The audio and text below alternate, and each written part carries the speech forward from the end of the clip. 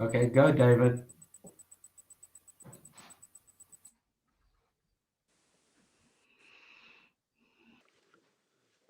Greetings to you all who have joined us today for this policy dialogue, SAPES Trust Policy Dialogue. Our topic today was the National Conference and the National Transitional Authority. Why are we back here today on this subject? 3 reasons. The first is that a few weeks ago we had a session on struggles within a struggle, looking at the renewed infighting within ZANU-PF itself, which echoed the happenings of 2017. And indeed, ever since the day that Geza broadcast on behalf of war veterans, there's been anxiety in Zimbabwe, to say the least, with suspicions and indeed fears that there may be a showdown not dissimilar to that of 2017. We discussed then in some detail, and I think the conclusion in that discussion a few weeks ago was that we could not let 2017 repeat itself without taking the opportunity as Zimbabweans to move things forward.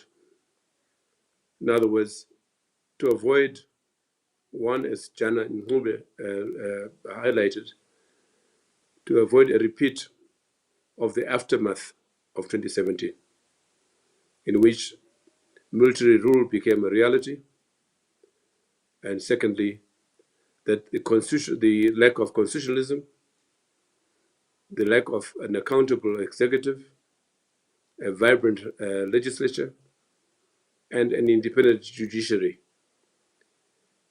This has been the aftermath of the 2017 coup. Not to mention the fact that the coup itself was largely an outcome of almost 2 decades of failed elections, a bickering within the party itself, and a vicious power struggle, on the back of which the country has suffered enormously, both politically and economically. So, the second reason we're here is that we have been, since the last discussion, we've been receiving many inquiries as to what is meant. First of all, what is going to happen since ZANU-PF is at war with itself? What can be done to avoid bloodshed? What can be done to bring Zimbabweans together in a kind of a national conference on the basis of which to push for what we have been talking about for the last 9 years, the National Transitional Authority? We have here Tony Rila, one of the members of our platform, the Platform of Concerned Citizens, will outline that and seek to answer your inquiries as to what exactly is the Transitional Authority. But before that, I have to mention also that we, among those who have been liaising with us, interacting with us over the last month, are members of the war veterans, in particular, the former ZIPA, Zimbabwe People's Army. If those of you, especially the younger generation, may not know of ZIPA, but ZIPA was the so-called Third Force, which constituted itself in 1976, at a time when the ZANU-PF itself and even ZAPU were in the doldrums. And the ZIPA sought to unite ZANLA and ZIPRA in the form of the Zimbabwe People's Army, ZIPA. Subsequently, ZIPA was overtaken by events post-1976 Geneva Conference. And on the Zandler side, the entire leadership of ZIPA was jailed, detained in Beira until well after independence in 1980. But these comrades are still around, some of them at least. Some have since left us, but a number of them, a significant number of them are still around. And they are the people who have been around, one of them being the one who spoke a few weeks ago on video, Knox Chivero, on the NTA itself. So this has been a very important constituency in terms of the highlighting, as they have done, that the only way to avoid a violent transition, a coup, or even, for that matter, the kind of acrimony that's going on is through a transitional authority. Thirdly, we have been in touch and in liaison with a number of Zimbabweans in the diaspora. And indeed, we are also aware of various NGOs, groups and individuals, some of whom we have worked with and are working with, who appear anxious that we get down to action in terms of what we are proposing here in this forum, and desist from being observers in a country in which is required people with ideas for action. A country in which what is required now is not just critiques, armchair observations, but engagement towards some kind of action that will redeem our country peacefully and without bloodshed. And this is why we're here today, as active participants in a political process, but which all of us have a responsibility to ensure that we have a tomorrow in Zimbabwe. So before I call on my first speaker, namely Tony Rila, I just want to also remind you, please support the SAPES Policy Dialogue series by liking and sharing this video on YouTube. And please subscribe to the SAPES YouTube channel. So, Tony Rila. Thank you, Iba. Good evening, everyone. Can you hear me clearly? Good. This proposal today is basically 9 years old. It builds on discussions that were had by concerned citizens that dated all the way back to the global political agreement. And groups of us at that particular time were cynical that this global political agreement was anything other than a peace treaty between two warring political parties. We did not believe at that particular time that it would lead to the kinds of reforms that would lead to a bona fide, uncontestable election at the end of the inclusive government.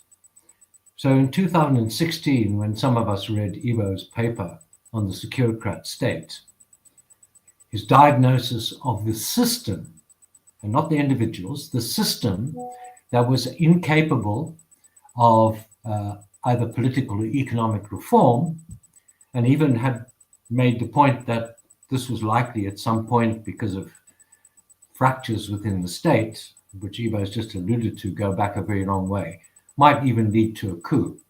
And that was prophetic indeed, because indeed it did. What has happened in these 9 years, and particularly on this platform, is there have been endless discussions about the diagnosis about what disease affects Zimbabwe. From economists, from human rights people, from political people, all sorts of people. An immense amount of discussion has had about the parlous state that our country finds itself in. And we have no need to go back. I think you could talk to a vendor and they would all come to the same diagnosis that was heard in those probably 20 or more dialogues. The second thing that was evident was that on those platforms, there was endless push to say, what is the solution? And the solutions were posed. And I have to say that almost invariably was the discussions led to the notion that what Zimbabwe needs is bona fide elections, with very little discussion about how we would get to that. And all of us remember those prophetic words by Jonathan Moyer some years ago, so no political party legislates itself out of power. So that's the context here. As we're talking 9 years in which an idea was put on the table, and the idea that put on the table was to lead for a soft landing, a way in which we might negotiate ourselves out of the kinds of points that Ibo's made, of a fractured and broken state and the possibility of bloodshed. In the time of these 9 years, what we have heard are two criticisms, and I'm going to deal with these criticisms as we move along. The first was endlessly put forward within the country and in many contacts across the region and across the continent. How can you get to a National Transitional Authority? That speaks to the issue of the willingness or unwillingness to give up political power or face the political and economic realities of the country. The second one came particularly from those concerned with the law and the constitution, and they endlessly pointed out to us that what was being proposed was unconstitutional. The constitution would not allow such an arrangement to emerge. And I'm going to deal with both of those. So at this particular point, David, if I may, I would like to share my screen. I will point out that I'm talking to these points. These points are going to be consolidated in a document later on so that these can be more widely spread and easily read. So if I can share my screen, and I hope I've got this all correct. Okay. Right. Okay. Now I want to start at the beginning in a background. One of the things that has been endlessly said in all these dialogues about how we get to a transition has been the notion of some kind of revolt or civil disturbance, etc., and the presumption has been by many, many people that in fact this is the only way that recalcitrant autocratic governments depart. Now, this is strictly not true. We went and looked at transitions. There's a very nice database, and unfortunately it only goes to 2004, and I couldn't get any more data on it.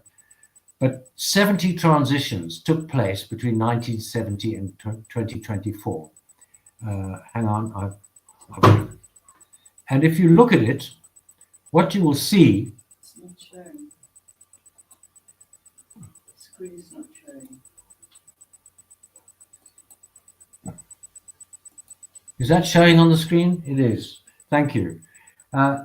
What you will see is that the vast majority of transitions happened by negotiation, right? In fact, of those, sorry, I've got to flip between these two things, so don't be too disturbed by me. That 70% of these transitions were negotiated, even those that were occasioned by collapse, and hardly any came from domestic overthrow, civil war, or foreign intervention. Now, that's very important. What it means is that when countries get into crisis, the way forward is always negotiation. And that was what was proposed to be the way to lead to a National Transitional Authority. So the precedents for negotiated solutions, domestically led by the regime itself that's got into a place where it can no longer solve the problems facing the nation, or by those where the opposition finally has sufficient bargaining power to be able to bring them to the table. This is what happens. Now, the fact is that Zimbabwe has had endless transitions. Okay? We've had transitions since the beginning. Every one of these 6 places, points in time, was in fact a transition. The creation of Southern Rhodesia it was run by a company. The company could no longer run the country, and therefore it was proposed that it needed a national identity. And the argument was, did it become self-governing settler under the crown, or did it get incorporated in the Union of South Africa? And we know what happened. The unilateral declaration of independence was another transition. The settler regime rejected the colonial power and created its own state. All right? UDI in 1965 was a transition, a very unsuccessful transition, but that's another point. Lancaster House was again a transition, and we'll talk about that a little bit later. A transition from the settler state to an independent country. The Unity Accord, the peace treaty between ZAPU and ZANU, was a transition heading for a one-party state. The global political agreement and the inclusive government was quite clearly another transition. What happened there was the parties agreed that they would form a government of national unity, and they made the legal and constitutional arrangements. And finally, the transition that's most in everybody's mind right now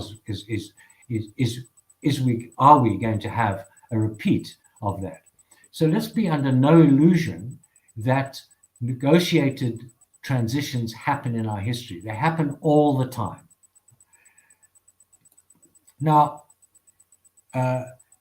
just the comment there, as you can see, none of those led to a national state, however. In all of those transitions, they were elite transitions. From 1923 to 2017, these have all been elites, okay? Even Lancaster House, whatever you want to think, was a compromise leading to the reserved seats for whites. Now, the point about this is that in all of these transitions, the voice of the people has been completely and utterly absent. This has been done by elites. And that's a very significant point. Okay, I'd like to move to the constitutional problem. Now, this is something that has come again and again and again. I have vivid recollection of Ibo and I presenting this idea in 2016 to a chunk of constitutional lawyers, and they said, absolutely no, you cannot have a transitional authority because it's unconstitutional. Now, we tried to make the point to them there that constitutionality in political crises frequently follows a political compromise. It doesn't determine what political compromise will happen, it follows it. And in fact, remember Lancaster House. This is very important. In Lancaster House, the agreement was that the Rhodesian constitution was dissolved. They dissolved the government. They put a governor in place, and British rule continued for that period. Okay? The second point about constitutionality, and I think this is important, and we have to look at this as we go forward. When we begin to consider an NTA, we must consider that Parliament itself currently, which is seen as one of the pillars of the state, can only be seen as illegitimate, right? Even agreed by SABBATH. And in the processes since, the people's voice has been completely marginalized. Nearly 1 million people were disenfranchised by the ruling party, by the recalls. Okay, so the point we're trying to make here very strongly, and this happens in every single crisis in negotiation, is that law follows politics in resolving political crises. It doesn't lead it, it follows it.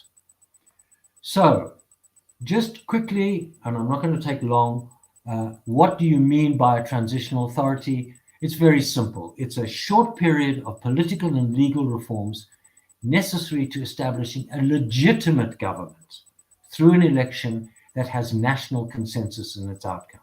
And we would point out from the PCC, and everybody in the country has agreed, we have had no election that has had national consensus since 2000, for sure. Maybe not before, but none of those elections are happy elections. Okay, in that process, and we want to make the distinction, sorry, I'm being asked to restart the sharing. Just hang on a second.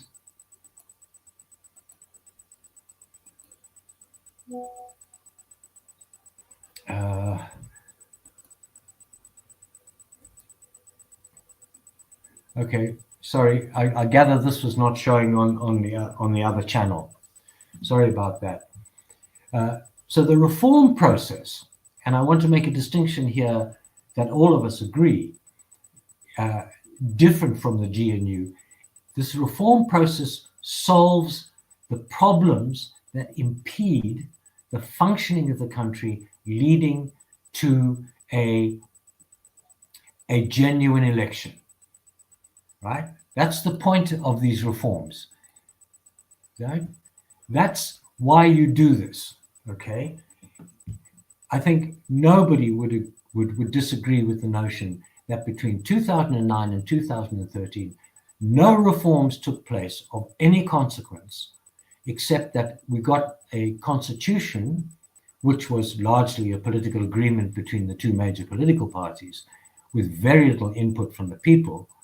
And we got that at the 11th hour. We got a constitution that was not even able to affect the outcome of that election or the process of the election.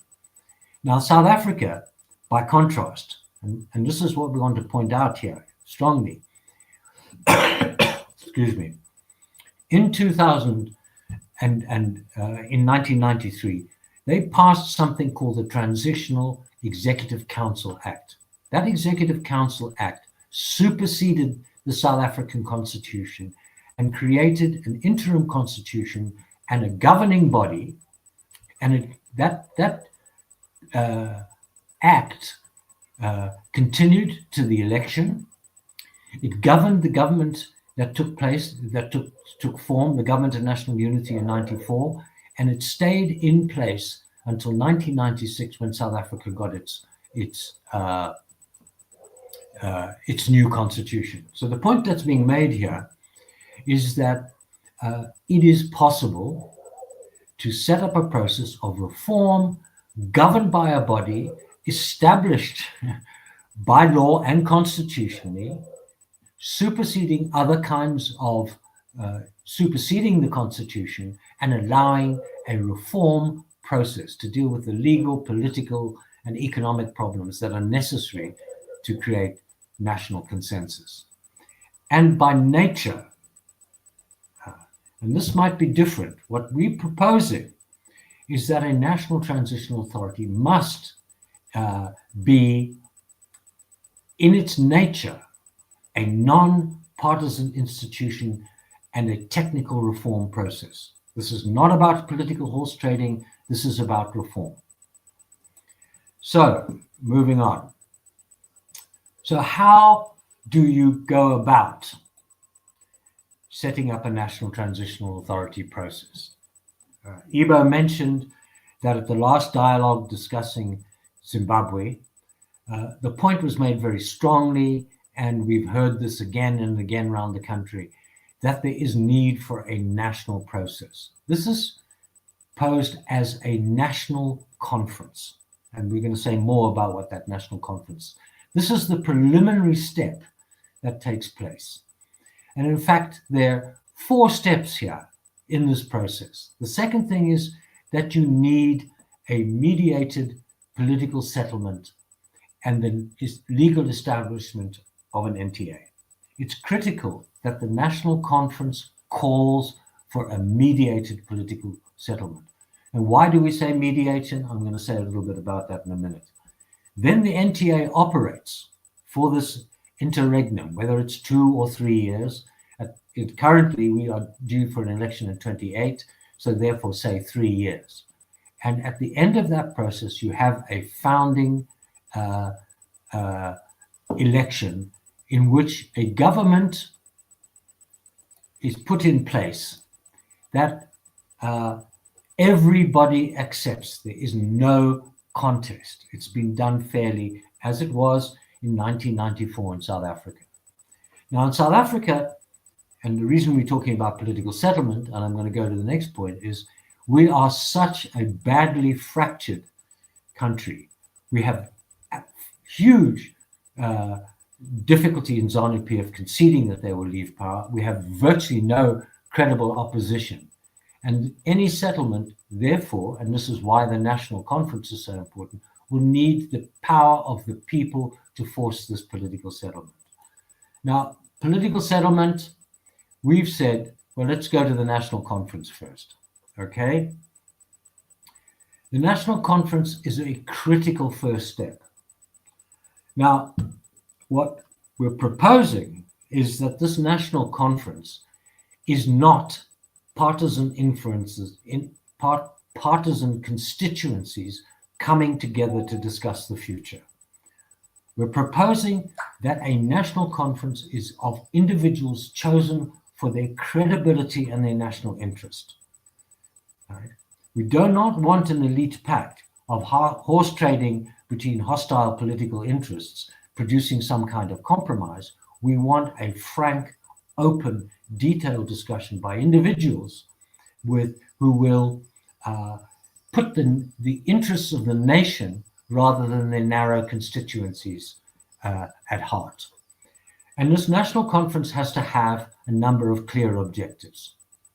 Firstly, they have to agree on the criteria for the members of the NTA. This is not to choose who the members are, but to agree on the criteria. We're going to come back to that. Already, we've seen on social media all the names that are being put forward about the people who should be part of the National Transitional Authority. I think Ibo made the point, and it's been made endlessly. The problem we are dealing with in Zimbabwe is the leadership is insufficient, the system is broken. We're looking to change a system, not to look for new leaders.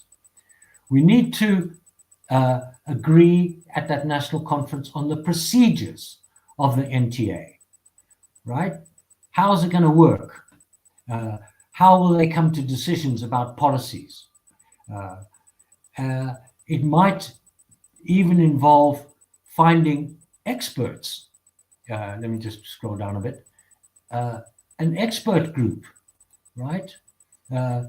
Set up an expert group to draft the final terms, get the framework of what we want to see in an NTA, and then get a group to draft it and produce the final terms for agreement.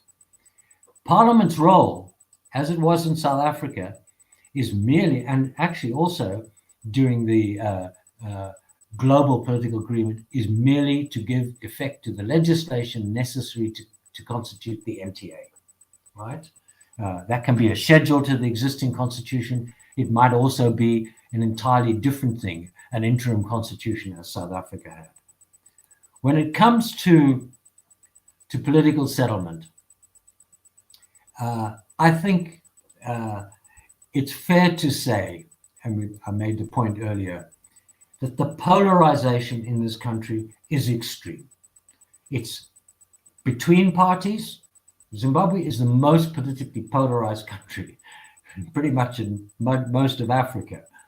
It's polarized within the political parties. Both of them, all of them, there's this polarization.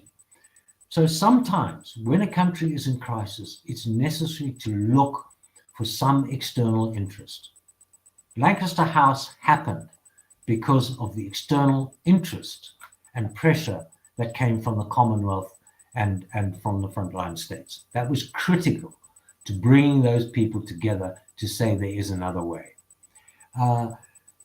There's points to be made. Are we looking for the mediators to be genuine elders from within Africa, or are they representative of some country? Is it from SADC or the AU? There's also many different things. But in the essence, I think it's important in this polarized country, in this polarized region, that we are looking for somebody who will mediate, who has the credibility to do that. So, right, moving on. That's just a point. So what would a National Transitional Authority look like? Okay, we posed this 9 years ago. It's composed of 20 to 22 members. That was a suggestion, and it becomes the government and the legislature in one. All right, I've got a problem here, Ivo. Give me 1 minute, folks. My battery's running out, so I'm just shifting, but talking still. So the point here, and it's an important point, is that these people must fulfill certain criteria in order to be able to deal with the problems that we've seen endlessly in the politics in Zimbabwe. And we made some suggestions. All right. Firstly, obviously you cannot exclude people from political parties. Okay, but we're not asking for political party representation. We're asking for people who represent a party by being members of a party, but they fulfill other kinds of criteria. Certainly, these people should have no track record of corruption, political violence, hate speech, any of those things. These are people who the populace can look at and say they're credible to lead us. We don't see they have hidden political agendas. We proposed a long time ago, in 2016, that nobody in a National Transitional Authority should be able to hold political office in Parliament, or be elected to Parliament for 5 years after the end of the Transitional Authority, or the next election, which that may come sooner. And that's to avoid people in the NTA using that for political position. This is not about furthering your career. This is about solving the national interest. Some of those people might be elders or experts from elsewhere. And one of the things that one can consider as well, and the South Africans did this very well, you can build alongside it sub-councils or an advisory body to help the members of the NTA through the reform process. And those advisory bodies must fulfill the same kinds of criteria, and they can be local or they should be non-partisan experts, obviously, but they should also possibly include experts from around the region.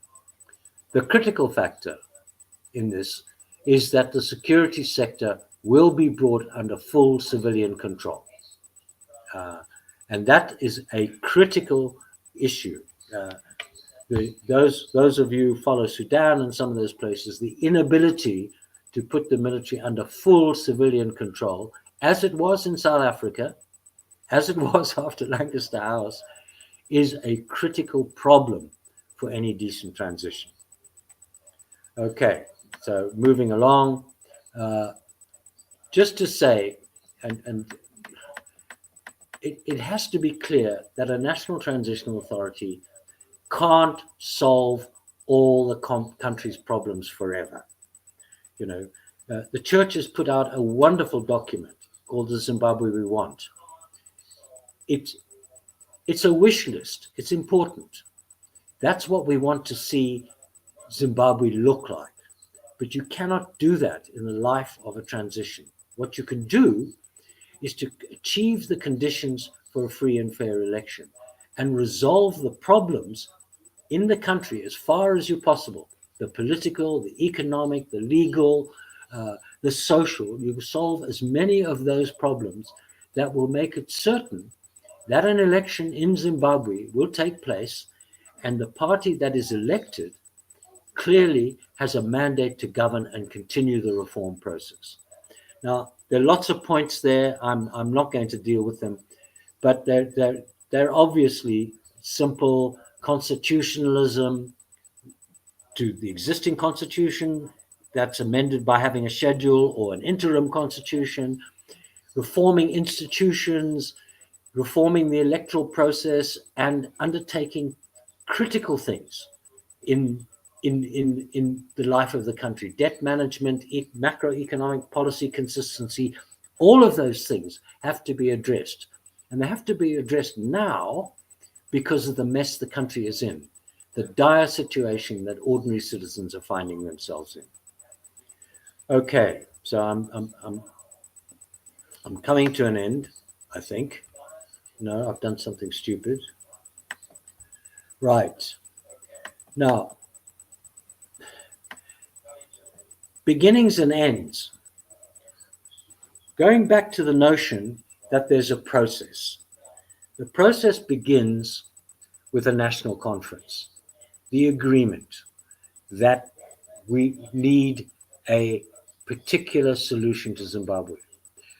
And I want to distinguish that, and we want to distinguish that from this notion that's been going around for 3 years, that we need a national dialogue. Now, a national dialogue is fine, but in the ways that we've been hearing it for years now, it is the beginning of a process of talking without any clear endpoint. Bringing people together for a national conference is not a national dialogue to talk about what's wrong.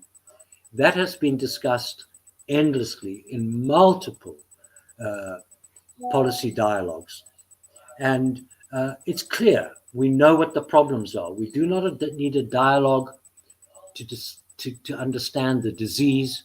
We need a dialogue to propose the cure. So that's very, very important. So therefore, dialogues must have a clear goal. And if they don't, they merely postpone the problem. That's Tony, why we need a national conference. Wind up now, Tony, wind up. Okay, a National Transitional Authority. And the final point is that in this process, inclusiveness, and I want to go back to all those transitions, the exclusion of the voices of the people and their credible representatives is part of the problem that has bedeviled us in solving our crises. Thank you very much, Ivo. Thanks, Tony. I'll come back to you later, but I think I want to bring in Trevor Ncube. Trevor is also a member of the PCC, or at least was. But more important, Trevor runs a very important platform, Conversations with Trevor. He's also the chairman of MH, the publishers of the Zimbabwe Independent, Newsday, The Standard. And of course, they are also the owners of the HSTV, Heart and Soul Television. And we're here to lament, all of us, as we did at court last week, at the arrest of President Mhlanga. And we regret very much that has happened. And we hope that you will soon be released, because I think it is not clear at all, no justifiable that he has been arrested. And we believe that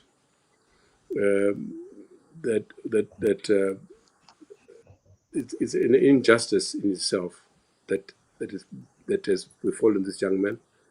We were in court last week and were not convinced at all by the magistrate's ruling. last Friday. Anyway, Trevor, please. Thank you, Ibo. Can you hear me? Yes, very clearly. Okay, fantastic. Thanks, Ibo and colleagues, and thank you, Ibo, for your words of support and honoring and recognizing the fact that blessed, as we gather here, Blessed Mhlanga is in police detention, and most of us in remand, and most of us are fully convinced that he's being punished for simply doing his work. I suppose what Blessed is going through is a symptom of what we are gathered here to try and address, which is a broken nation, a broken people, a wounded people who wound others. Tony, this is a great paper, the great technical paper that outlines what the solution is.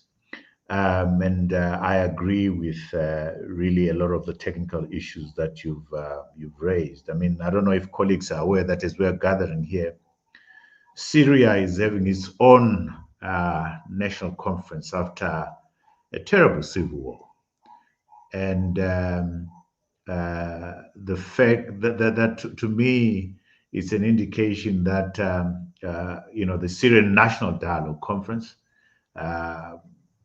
where previous warring factions are gathering to try and map the way forward, should give us confidence and courage that it's possible if there's commitment all around, the love of the country, commitment to ensure that the country works, that even those who were fighting before can gather to resolve their problems. I think history, as indeed Tony has reflected, is only through talking and finding each other around the table, conference table, that we're able to find solutions to the problems that we have.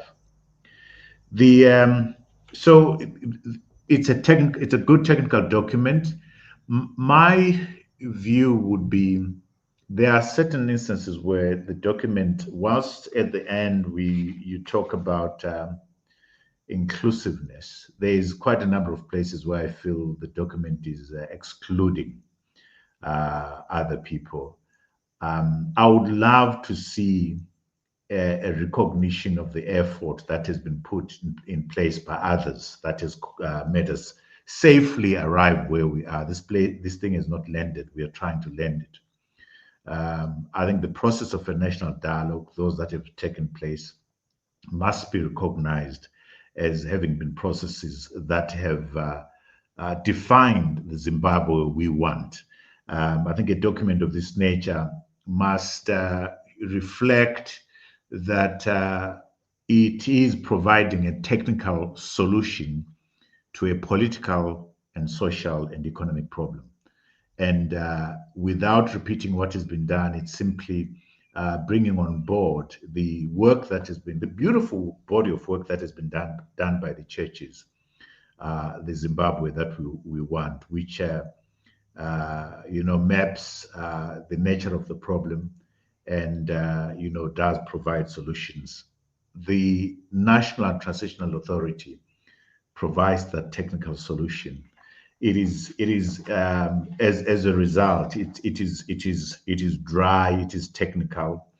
It doesn't connect the emotive issues. It tends to be prescriptive in certain instances. But to say that is not to disagree in any way with what's contained here. I would love to see more the language of inclusivity rather than exclusion, the recognition that some people have done the heavy lifting to get us here. Because it's important that the solution must be posited in such a manner that there's wider patches of what is being done. The one thing that rang alarm bells for me, whilst I agree with the principle, the way the security sector thing is worded, it reminds me of certain pronouncements that were made before the GNU which put some people's backs up and almost torpedoed the entire GNU and that kind of stuff. So the notion that the whole security sector will be governed by the NTA, that's going to frighten a lot of people who are going to put spanners into what we are trying to do. Let's find vocabulary that is going to be inclusive, and realize that the security sector is an important part, is an important stakeholder. I have a different view on the 2 to 3 year period. I don't know if much can be achieved in a 2 to 3 year period, particularly with the processes that have been outlined here. I would venture to say maybe a 5-year period is one where things are going to be done in a manner that is where we're not hurrying through big national issues, as it were. So that would be my view on that. The other issue where I do have a slight difference is in as much as we are agreed that there isn't opposition political parties in Zimbabwe, the ruling party is rotten. Can we find inclusive language there, instead of saying maybe nobody should be a member of a political party but are not chosen by rather maybe a member of a political party but are not chosen by the party. So I'm trying to find I'm finding language in there that, instead of embracing, it's circling circles of exclusion outside. But I think sometimes we as Zimbabweans, we've lived in this culture for such a long time, it's easy without noticing the fact that our language can be exclusionary.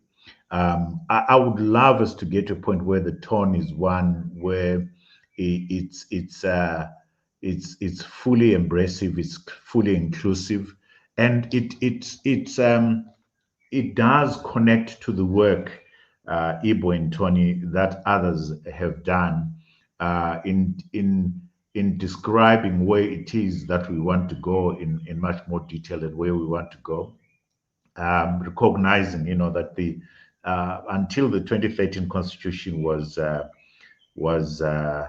ripped apart, it was a reasonably progressive document, as it were. For me, Ibo and Tony, the thing from here on is, like I said to Ibo, we've been talking, for 9 years. I'm a concerned citizen, and there's a lot of other concerned citizens out there. And I'm really believing that it's time for us to go beyond talking. It's time for us to go beyond these webinars. It's time for us to go beyond organizing meetings to talk about what we want to do, and begin to organize towards an all stakeholders conference that is going to engage with these issues and provide the solutions to the issues that our country is facing. I think it's for me, this work is so important. This is a recognition that we have failed, all of us collectively, the politics, the business, the people. This is a recognition that our minds are so messed up. Any attempt to try and build a nation out of these ruins will not work. I think we need to be very clear about that. We are broken as a people. We are broken as a nation.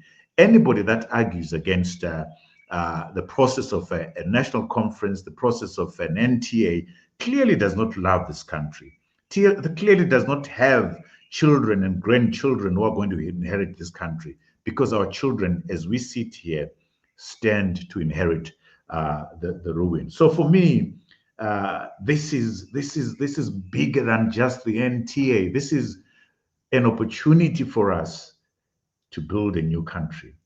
This is an opportunity for a new beginning that says, who are we as Zimbabweans? What are the values that we cherish? What are the principles that drive a person who calls himself Zimbabwean? Because we are now at a point where, as human beings, as Zimbabweans, as citizens, we have lost respect of each other. We have lost the love for each other. We have lost a sense of meaning and a sense of purpose.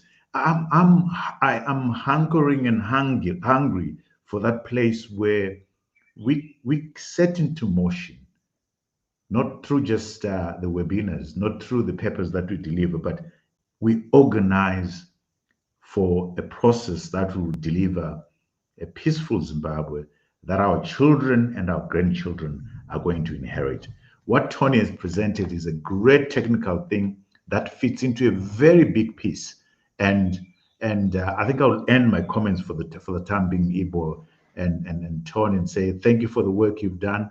But there's more other comrades that have done quite a lot of work for inclusivity and for the wider pictures of what we're trying to do. Let's be inclusive in our language and let's be inclusive in our approach. I know, Ebo, in your start, you did recognize other people that we're working with, but let's make it a principle that anchors what we're doing, the glue that says, how are we different? How is this initiative different from what everybody else has done? I'll end there, Ebo. No, thanks, Trevor. Thanks very much. I think I've taken note, and I'm sure Tony likewise, of the points you've made, very important points. And I'd rather have Jana come in now and then ask Tony to respond to them in the form of a discussion after Jana has spoken. Hello, Jana. Hi, good evening, Prof. And welcome back. Thank you. After your beautiful presentation last time, we thought it was necessary to bring you back and have you take off from where you left off last time. Thank You you. have read Tony's paper, which is a position paper we have held for the last 9 years. What we sought to do in this meeting was to elaborate upon it. But as you can see from Trevor's presentation, there are still many questions, and I hope that we'll be able to resolve some of those issues before we go ahead. But of course, this is meant really as a way of putting on the table before the nation a proposal that has been long-standing since 2016. We'd hope that it would have maybe preempt the coup of 2017. And again, we tried very hard in 2023. I didn't make the reference to that, but we were very busy with in the region, worked with South African DECO in trying to put together a national conference before the elections in 2023. But again, it didn't work out. People rushed into the election as they've done in the past, and the rest is history. So we're trying to say, how can we avoid, to use your words of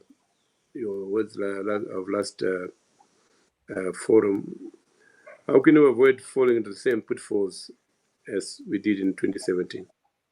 So I'll let you come in on that point. Thanks, Jana. Thank you, Prof.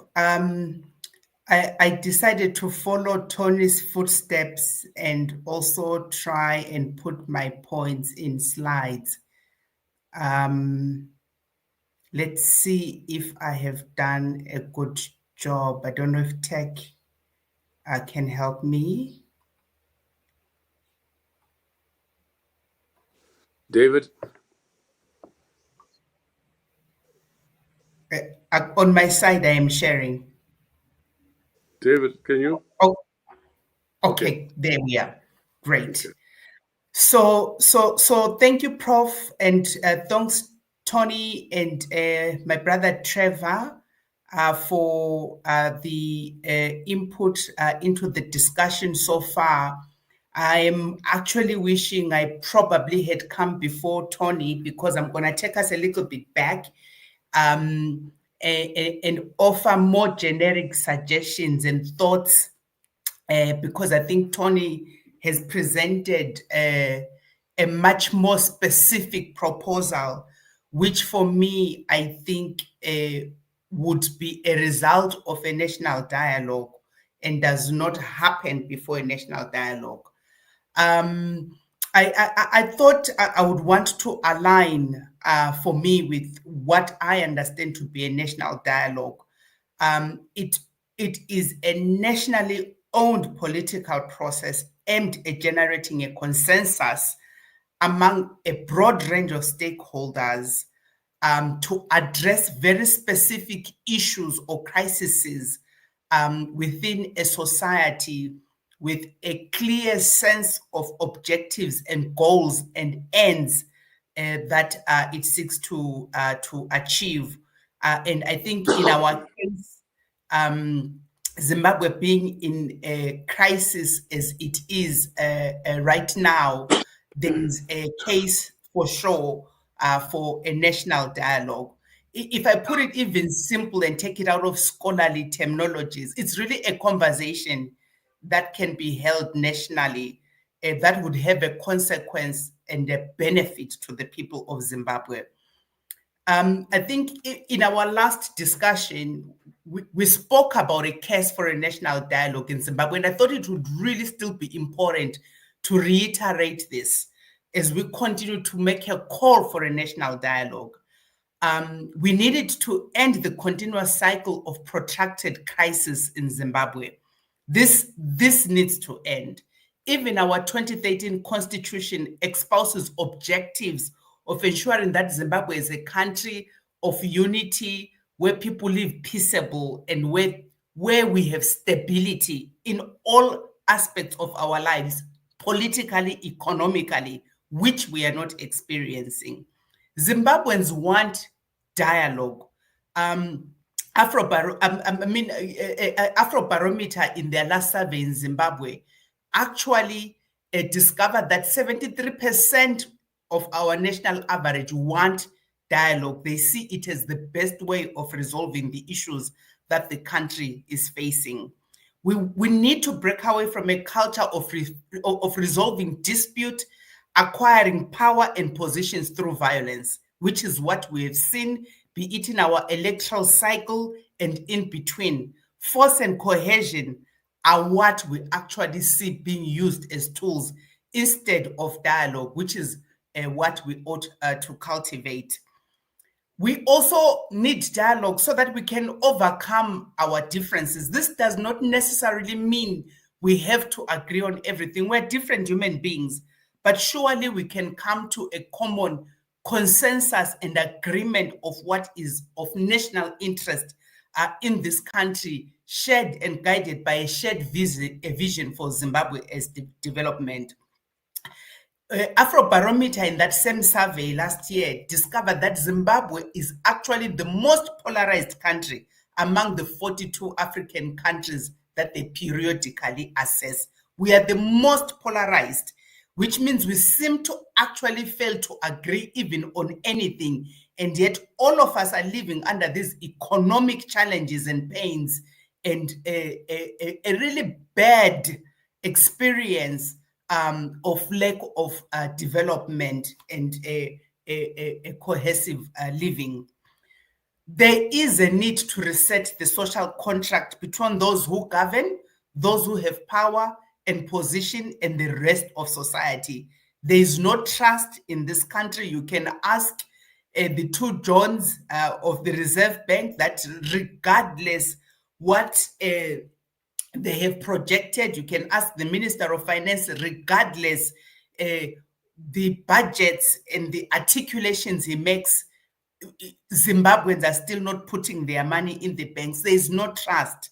So for us to be able to trust those who have power, who have position, and those who rule, there's got to be dialogue where we arrive at something. We have to arrive also at a common narrative about the country. We all tell different stories about this nation and our experiences. I think if I just even use the Kukura Hundi experience as an agenda item and a case in point, you still have people who question if it really happened, and so forth and so on. A national dialogue would allow us to reactivate citizens' agency, because one of the things that has happened with the current circumstances of the nation is that you have the people who have completely lost hope, have not only lost hope on those who have power, on those who govern, but have even lost hope in their own ability to make a change in the nation. Trevor is speaking over the arrest of Darabi, it's very painful that you have a professional who is doing his job, is not even trying to be activisty. He is doing his job. He gets arrested for it. You cannot stand up for what matters to you in this country without consequences. And so it has led to people wanting to hide away in their individual corners and get on with their life, but live in absolute pain. I always say, if you just look at the state of lack of cleanliness in this country, everywhere you go, there is litter. We literally no longer even believe that we deserve a dignifying life. We literally don't even recognize that just my ability to go and pick litter outside is me exercising agency. Other than also creating consensus, what I really think a national dialogue would allow us to do is to paint a picture of a future Zimbabwe that 70% of our population, that is the youth, can have a hope and look forward to. The average age of Zimbabweans is 19 years. 70% of this population is 19 years or younger. What kind of future are we wanting to bestow these young people, our children, our great-grandchildren, if we're not willing to dialogue amongst each other? Like Tonya also looked at past dialogues. I've done a study and extracted lessons. My list is even longer, Tony, because I've also, like you, went back to the Lancaster House, but I've also included the 1987, where the government of national unity after Gukurahundi happened, the whole constitutional process, the tripartite negotiation forum, which brought together workers, employers, and the state, the inter-party dialogues that have been going on since 2007 to date, the inclusive government of 2008 to 2013, and a list of the many things that civil society has been doing from the 90s to date. We will remember Pollard, all of us. There is currently the Zimbabwe Structured Debt Dialogue that, again, the government is hosting, and the Gukurahundi Dialogue that the president launched with the chiefs. But out of all of these, we are still not finding resolution in the country, and there are so many things to learn out of them that obviously have gone wrong. But it does not mean dialogue should not happen. In 2023, I spoke to over 30 leaders from this country, just talking to them about what could trigger change in Zimbabwe. And out of it, I derived what I call the theory of change for Zimbabwe. And this is how I framed it, Prof. If Zimbabwe was to embrace dialogue, because I truly believe it is the only path that will take us away from this cycle of madness that we find ourselves continuously reeling in, as a form of resolving conflict, addressing unconcluded historic sins and grievances, aligning on where the country is and where it needs to go and what it needs to do, then we have to embrace dialogue. And for us to get there, a series of national dialogues that are inclusive of all actors, gathered by regional and community dialogues, and addresses all key aspects of Zimbabwean life and development, they need to take place. However, if Zimbabwe is to hold all these inclusive dialogues, then the four key main actors that, for me, I see as catalysts in Zimbabwe's socio-political and economic spheres would need to fully embrace, fully champion, and participate in the dialogue as equitable and in a constructive manner. It obviously sounds like theory at this juncture, but nonetheless, let me continue to theorize. I've identified the four key actors as under these broad categories. The first one being the ruling party, ZANU-PF. But when you look at ZANU-PF at the moment, it is imploding. There is significant internal contestation. The security forces who are hedged within ZANU-PF itself seem split as well, according to the different fissures within the party. are not always formally acknowledged as an actor in the matters of state, but are. And so I also wonder, are they the third leg of ZANU-PF? But can the leaders and members of this party be trusted to want to do what is best for the nation? That's a question that I pose for our discussion. For opposition parties, yes, we can say we have no opposition parties, but there are individuals and platforms that purport to be it. Many of them are splits of what were the MDCs, which became CC formations, but are split into various formations. The question is, can they find a way to agree on a national agenda? We have civil society, which I think is a key component in the development and resolution of issues for the country. It's overly monitored, scrutinized, and operating under a very difficult environment. But it's also polarized, split, struggling for survival, and under-resourced. And one of my questions is, do we have professionals or activists? Because if we're gonna transform Zimbabwe and catalyze things, we need people who are doing it for love of country, not because of the salary they will get at the end of the month. But also, can civil society come together and find a way to agree on a national agenda? We also have the business sector, private sector, of which, Trevor, I'll categorize you there, organized around different platforms, CZI, ZNCC, the CEO Africa Roundtable, and other platforms. And maybe a little bit more cohesive grouping, actually, also obviously with different political persuasions. What we do know, though, is that this group is engaged by government and the state on trade, industry, and economy issues. However, is this group willing to speak truth to power using their access? And are they willing to put themselves on the line? I thought of a brother, Tajuddin Abdul Rahim, the late Tajuddin. One of his most favorite statements when he went across Africa, mobilizing us around Africa's development, would be, don't agonize, organize.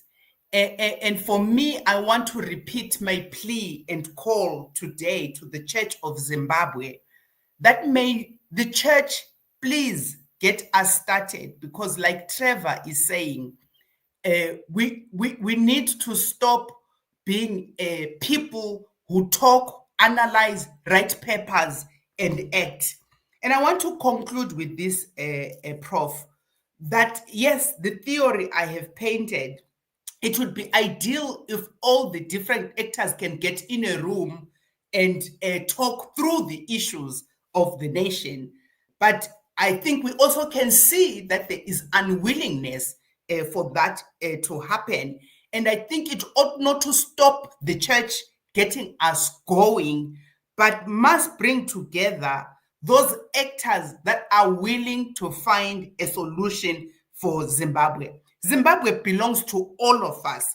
We need to free ourselves from the narrative that if the government, aka ZANU-PF, are the nation, we, the people of Zimbabwe, are the nation. So if ZANU-PF, the government, are not willing to support processes that enable us as the people of Zimbabwe to live the lives of our dreams, then we need to start our own processes. So church, let's not wait to feel and see and understand what the government is feeling and thinking.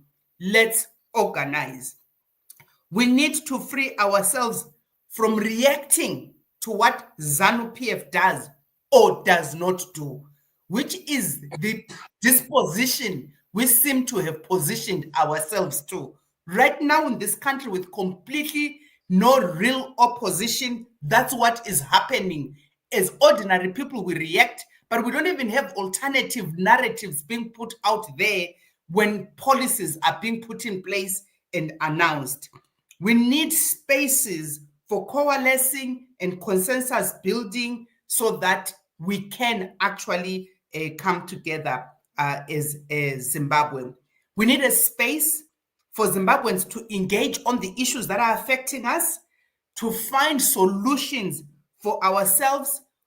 What I'm asking for is it's with or without ZANU-PF, with or without the political parties that were formations of the opposition. It's got to be a people's movement. And the Church of Zimbabwe, you are the ones that the people of Zimbabwe trust. Get us started. Thank you.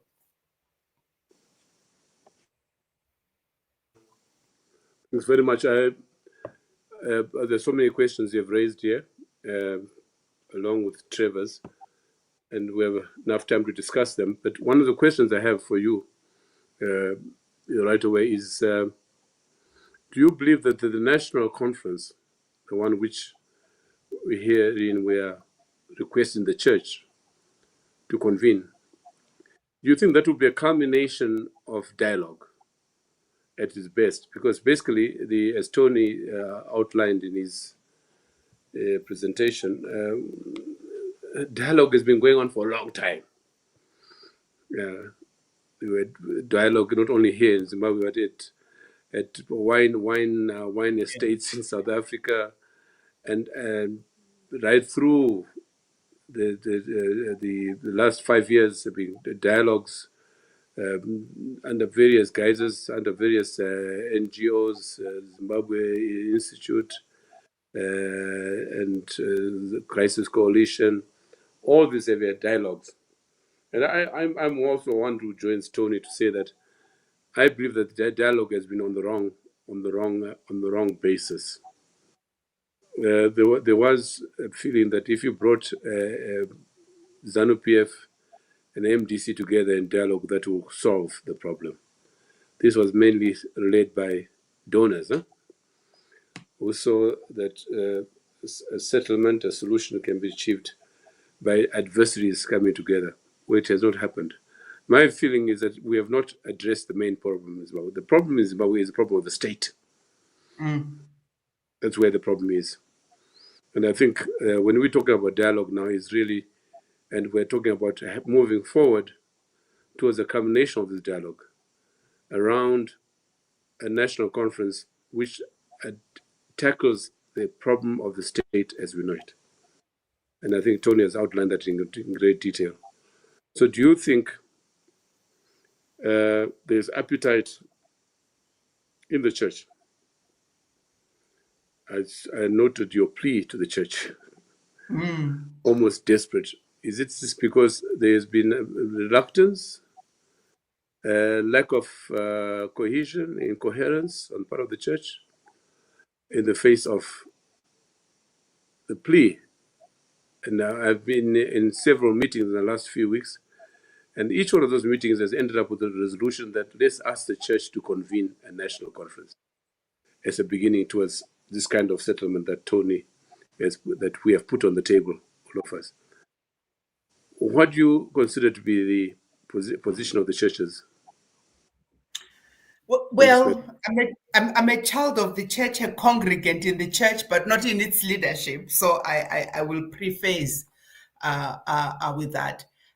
I do feel there is appetite for engagement, and what perhaps is missing is an ability to nudge with a plan and a proposal of a pathway that helps the church see the movements it ought to make and the actors it needs to bring together. So for me, Prof, when we speak a National Transitional Authority, which is something I believe in, because when you started this back in 2016, I was right all there with you on it. Yeah. But I see it as an entity that would help Zimbabwe escape the type of rulership we have had to a new type of governance. But to get there, there have to be processes of how we engage as a nation that allow the shifts to happen, because right now there are people who hold power and they are there. And so you can't talk for me of having a National Transitional Authority today, because it would not have the strings of power to run the state. And so what is it that sparks the actions today that lead us to a place where shifts happen, so that you can then have those who you ask to be custodians of the state for you as we organize our processes, so that we can birth the kind of democratic Zimbabwe our constitution and the Zimbabwe we want document espouse. So something has to work. And why my plea to the church is, like I say, it seems that's the platform Zimbabweans at the moment at least trust, because obviously opposition parties whose job it is to contest power have failed us at this juncture. And so which other spaces can catalyze the mobilization of people around an agenda for issues that help us resolve our issues? Yes. I think you've seen the chat there on the screen from Jealous Muganda. With not one churches involved here, they have been biased. He has also said that we shouldn't have political parties, because they too are biased towards a political ideology, and churches cannot be manager to this process as their political biases. I think to answer Jealous Muganda, we all have biases, but I think the argument here is that the churches are the least biased, or the more neutral of all of us, and some of us, especially the PCC, do not have the convening power, that churches would have, and this is why people like Jana here are pleading with the church, and when we continue to plead as the conveners to be of the National Conference. Now, there are other questions here, Tony. There are at least 3 questions raised by Trevor that maybe we should highlight the role of the church, the presidents, recognize the presidents the Zimbabwe want. Maybe that's one reason why we are pleading with the church to take the lead. And also he raised questions about the security sector, that to suggest that the security sector reports to NTA may be a bit too much. But I think this also comes from Trevor. It comes from the position of the war veterans, in particular Nox Chubero, who said that the NTA itself will need to be secured by the security sector, by which he meant that the military and the security apparatus in the country would have to be would be the security for the NTA. And Tony is simply saying that the security sector in turn has to report to somebody, must be responsible to somebody, to a civilian authority, which is the NTA. But Tony can answer for himself. The other question raised, Tony, was that the 2 to 3 year period was too short, maybe a 5-year period.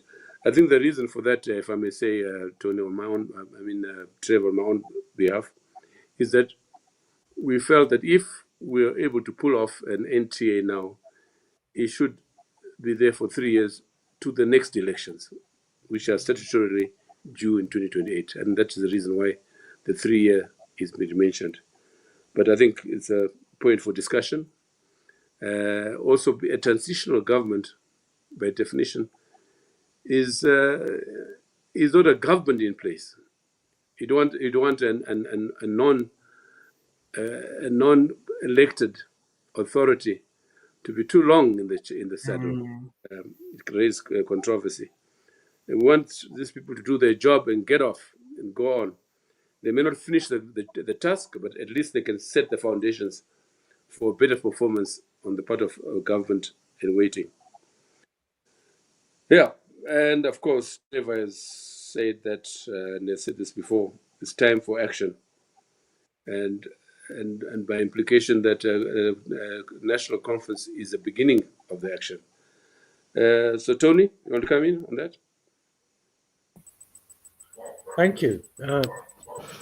Trevor and Jana, those were extremely helpful. My first comment is Jana, I agree with you. I just don't know whether we call national dialogue or national conference is purely semantic. What I think was proposed is the kickstart of a process has to involve an engaged and deep and meaningful conversation.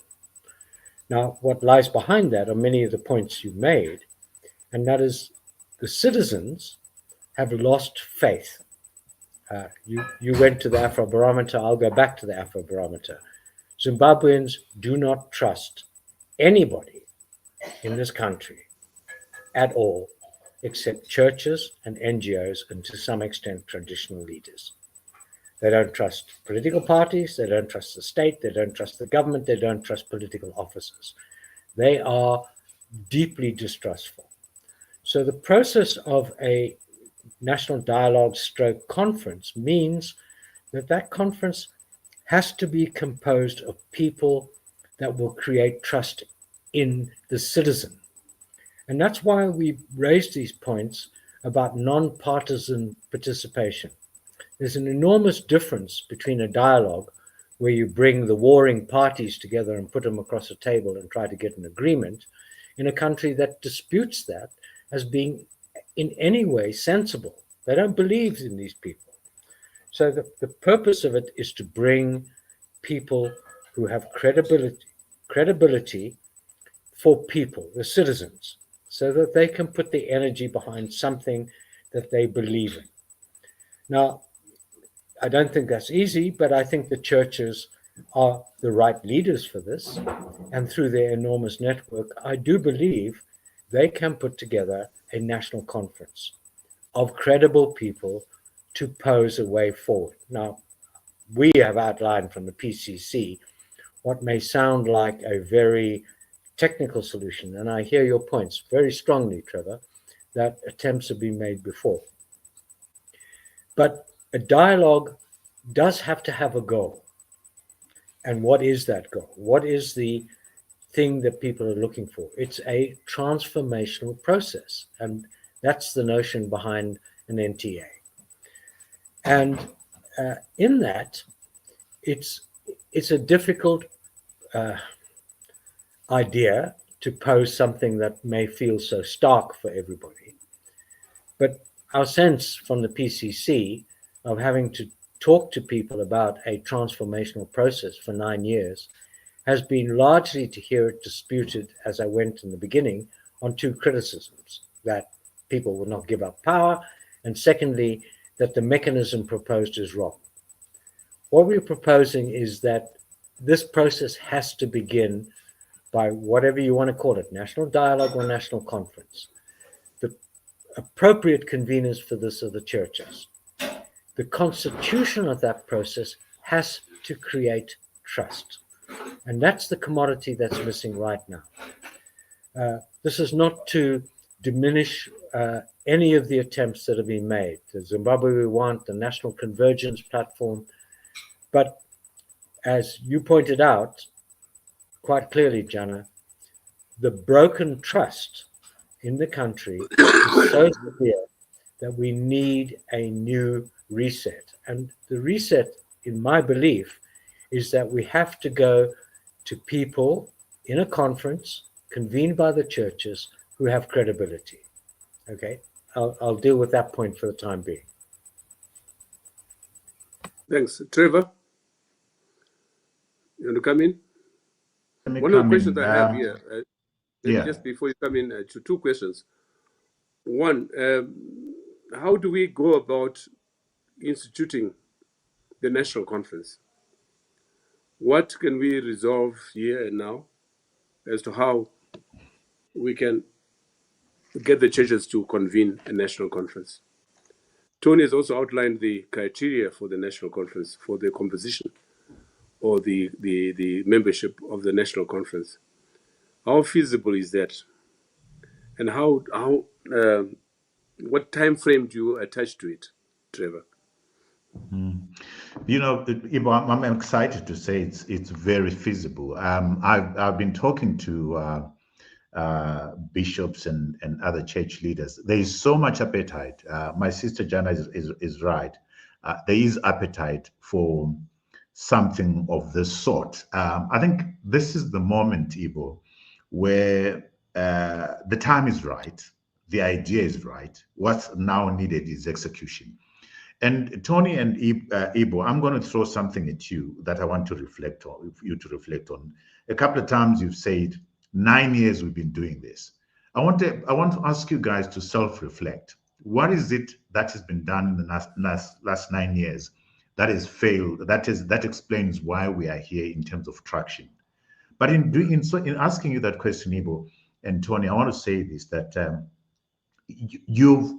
there's finally the groundswell for the idea, which is why I'm now beginning to talk about it's time for action. It's time for action. What is that action going to look like? I want to be a bit cautious, Ibo, about. So one, the church is ready. The church wants to participate in this. So we would need to go to the organized churches and say, are you able to do this? But a word of caution, and that word of caution is that we are all, let's recognize this, we are all toxic, we are all biased, we all have our own shortcomings.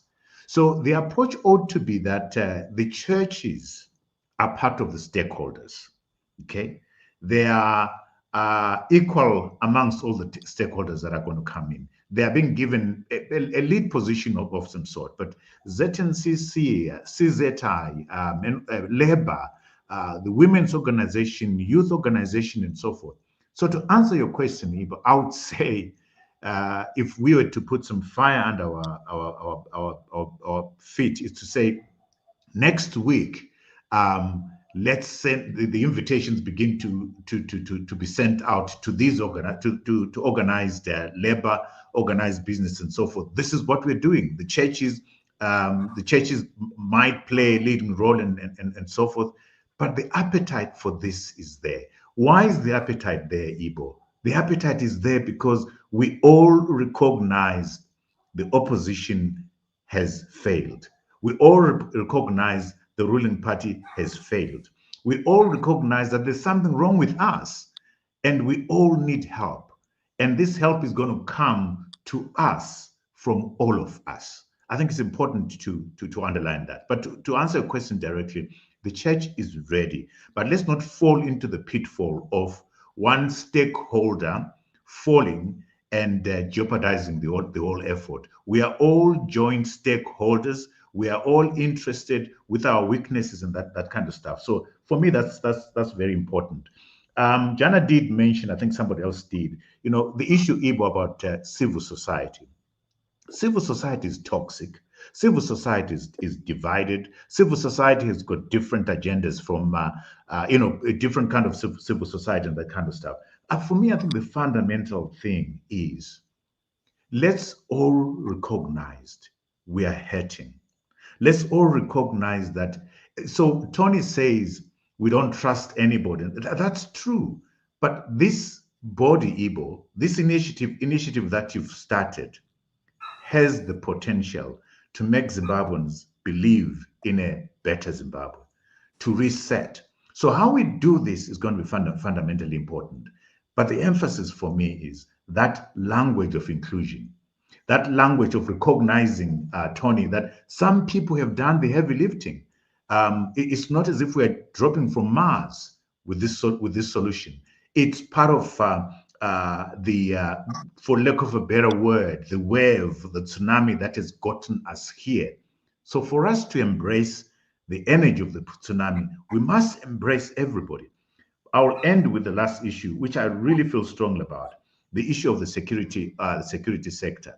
I think Ibo is going to be, it's a tactics thing, it's a wording thing. Let's not deal with an important issue like the security sector in a language that, people say, but does this also include us?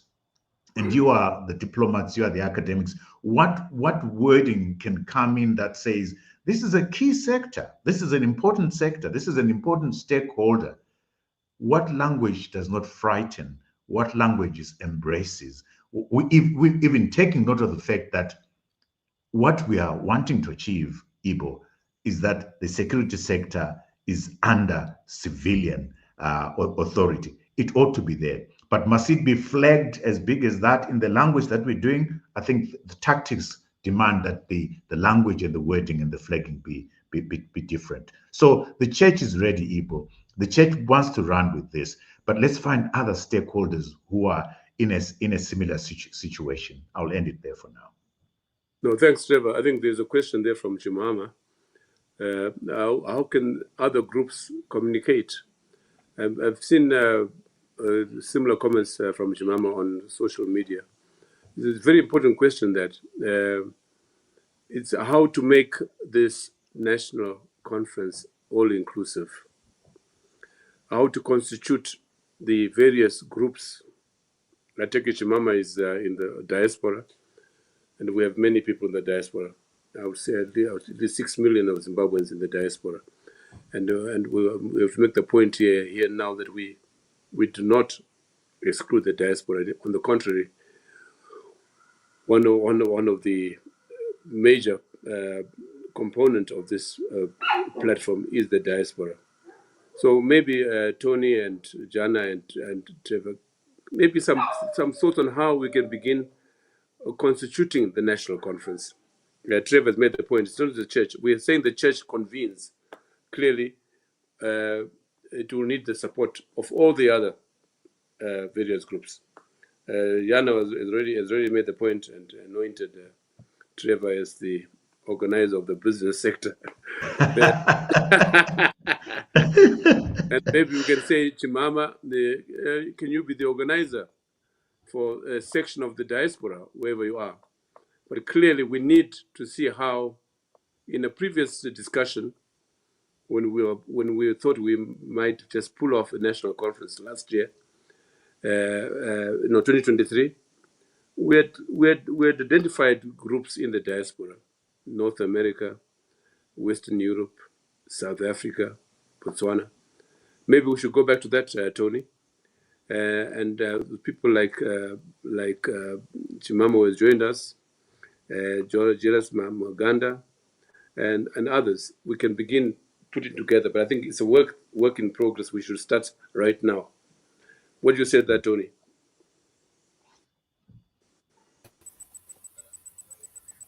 The start of any campaign is clarity, not about what's wrong, because we know that from the first transition from Rhodesia to Zimbabwe. We know that from multiple places. What is important is to firstly begin to articulate what we want, and not a vision of what we want as the final product, what we want now.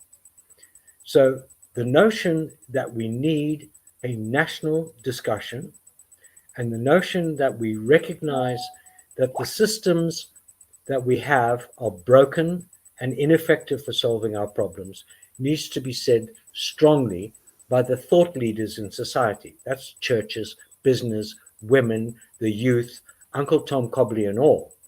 So Trevor raised this problem about what went wrong. Well, what went wrong in 9 years is every time we posed this issue that we needed to transition from a broken system, everybody said it's not going to happen. That was the notion, that it was unrealistic and it was not the solution for the country. Now, both you and Jana have posed the very important issue that a discussion needs to happen that brings these constituencies together to discuss what needs to happen next. And that's a goal. And that's what needs to come out of it. Now, people might feel that what we've put in, and apologies, Trevor, it's very technical, but that's one solution offered. That was the solution we came up with 9 years ago. The consultation nationally, driven by the churches, with full engagement of everyone, and I'm not certain that we go by constituency. I'm still holding to the notion that the mistrust in people about who represents them, the elites, this has to not look like an elite conversation. This has to look like a genuine, grounded conversation. If we don't do that, then I think we are unable to sell to people the basis for wanting to get engaged. Now, but how do you do that, Tony? How do you do that?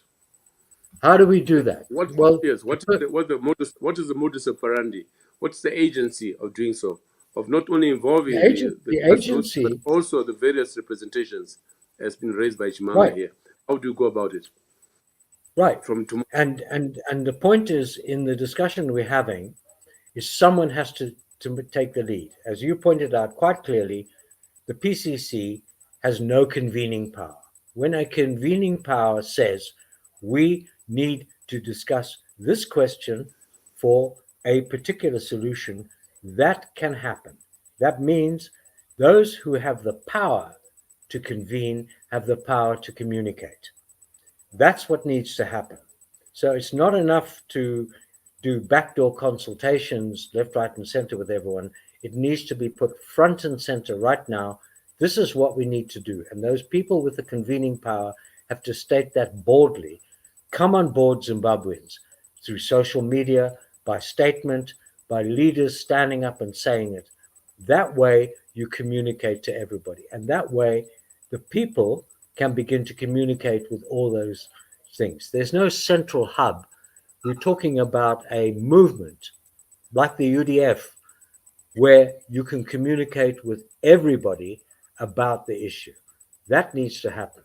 But without convening power and without a focus for people to go and look at it, what we're doing is we're going to have another elite discussion. That's why when Trevor and Jana talk about the place to convene, and you say they're not the owners, despite all the comments I can see that we don't trust the churches, there is a convening power in Zimbabwe, as there was in South Africa, as there was in many other places. Poland, we can go on. They provide a hub for conversation, and that can suck people in. Thank you. I think, besides, I think we want to end soon with some very strong propositions as to how we move forward. One, to begin with the national conference itself. And secondly, to ensure that the national conference is representative of all groups, including those in the diaspora. And thirdly, how the modus operandi should be put in place towards that objective. Not to mention the time frame.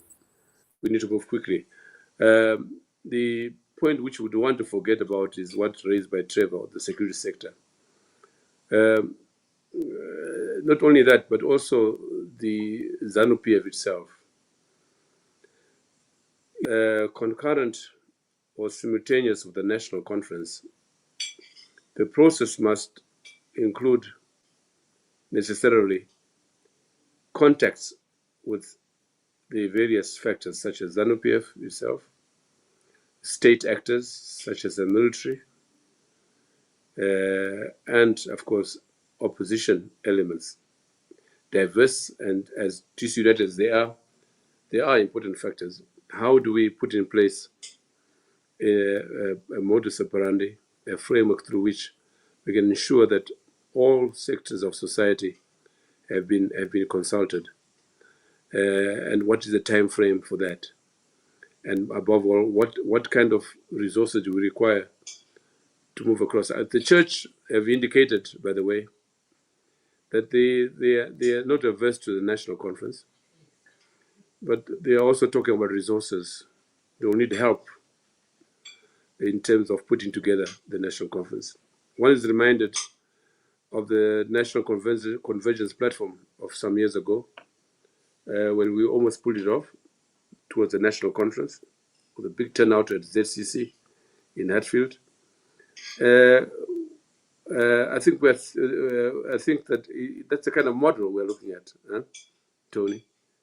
But my question before us here is, how do we go forward from now on, from tomorrow? What shall we put in place as a mechanism? Lacking as we do any convening power, not to mention resources, how, at least on paper, can we start the process, Trevor?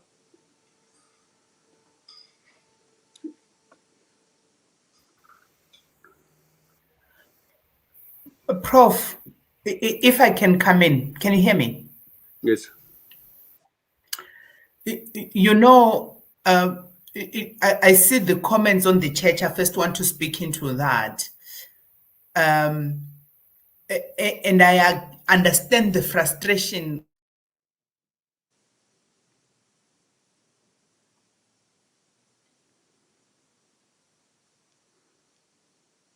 church, and yet right now it's still probably the one place where you will find members of ZANU-PF, members of the 3, 4, 5 CCCs, people from different spaces who differ politically, including elements of the military in one congregation.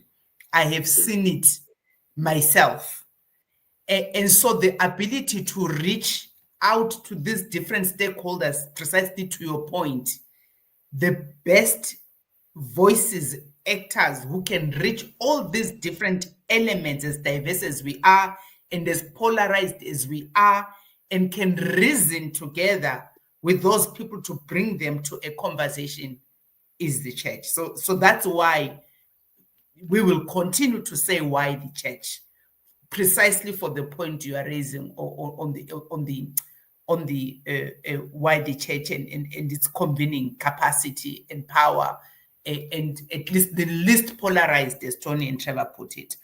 My proposal is perhaps just even the four of us who have started, who are in this conversation today, mobilizing 2, 3, 4, 5, 6 other people need to maybe be the matches that sparks the church to that place of action. The last time we talked about putting together a paper, but maybe let's put together a letter which we deliver in person and have conversations with the leadership of the church under the Zimbabwe Christian denominations of Zimbabwe, would be my proposal. I really agree. Let's act. There are other people who are listening to us who are believing in let's act, who I think if they lend their name, Prof, you have a powerful reach, convene a few of us to be the matches. That's the church, and work together with the church to get this thing happening. You're striking the match now. So, Jana, maybe you can draft the letter for us. Then we can meet. We'll talk tomorrow on the phone. Just draft something. Trevor, how to ensure a fully represented national conference? How do we move forward? It's as if my sister and I shared notes. You can hear me, Ibo? Can you hear me? I can hear you clearly, very clearly. Okay. Yes. It's as if my sister and I shared notes. We talked, but we didn't talk about this. Precisely that, Ibo. Let's you, me, Tony, and Jana. Let's draft that letter. Let's meet with Zimbabwe Council of Churches. If you want me to introduce you guys, I can introduce you to the bishops. There's appetite for this thing, but I would say the letter to the churches, and then from then on it grows. And we can do this next week. I'm traveling next week, but I'm okay with you guys going out there. The other thing that perhaps would set people at ease, Ibo, in that letter, to say none of us are interested in political power. We are interested in giving birth to a new Zimbabwe. Set people's minds at rest. We love Zimbabwe. We want to see Zimbabwe change, and we're lighting the fire for that conversation to talk. But there, clearly, we're not interested in political power. We're interested in making sure there's a transition that results in stability. So yeah, fully on board with what Jana is suggesting. I can give you contacts immediately. I was in a conversation with one of my bishops this week, last week actually, on Wednesday, and said, look, if you are really guys serious about this, the doors are open. We can open quite a number of doors for you. So cautiously, we open those doors, cautiously and clearly, unambiguously, we put down what it is that we intend to do. But remembering, Ibo, I think we really must embrace what has been done before, what the churches has done. That's very important for them to recognize that this is not an imposition. This is not a technical thing coming in. This is part of a dialogue that has been going on. And the national conference that we are suggesting is a convergence of the national thinking on this issue. So I'm fully with Jana on that. Yes. No, thanks, Trevor, for that. So it is adopted. Before I call Tony to come in and round up, so just to say the following, the point made by Trevor, the disclaimer, which has been there since 2016, that those of us who are promoting the NTA are automatically disqualified from being members of the NTA itself. That's very clear. Yeah. We are mere facilitators. So I think that's very important. Tony, your last word. I fully support that. And I want to point out that the best solution for Zimbabwe is a domestic solution, notwithstanding my comments about external support in Lancaster House. And the resources are here in Zimbabwe. If business was willing to support the churches in this thing, there is no resources problem. They just have to come on board. And both you and I, Ibo, are old enough to remember the last days of the Rhodesian Reich, where finally business realized that what was happening would not save them. And then they began to support the process towards a transition. And I think the same thing is true here. So I support the idea of the letters. I'm very happy that we do this. I am concerned that we try to harness or harvest what has been said in a document or an op-ed or whatever that is available to ordinary people to understand this discussion. I think it's very important that we bear in mind that elite transitions have harmed Zimbabwe immeasurably, and unless we engage with the communities and they're clear what's going on and they have trust in what's going on, and I'm going to reiterate my point that the people who've seen this, and this is to endorse the point you just made, have no interest in political power, political influence. They are doing this for the good of the people and a decent Zimbabwe. Thank you. Thanks a lot. So on that note, we must conclude. And just to say, well, first of all, to acknowledge the tremendous turnout this evening, probably the highest this year so far, 221 people, over 200 people on this platform, not to mention those on directly on YouTube. It reflects the immense interest in this subject. And not surprisingly, given what I said at the beginning, that we're being lobbied by people from all over the world, Zimbabweans, about this process. And that's why I think we have to mention the disclaimer every time that we're not a political party.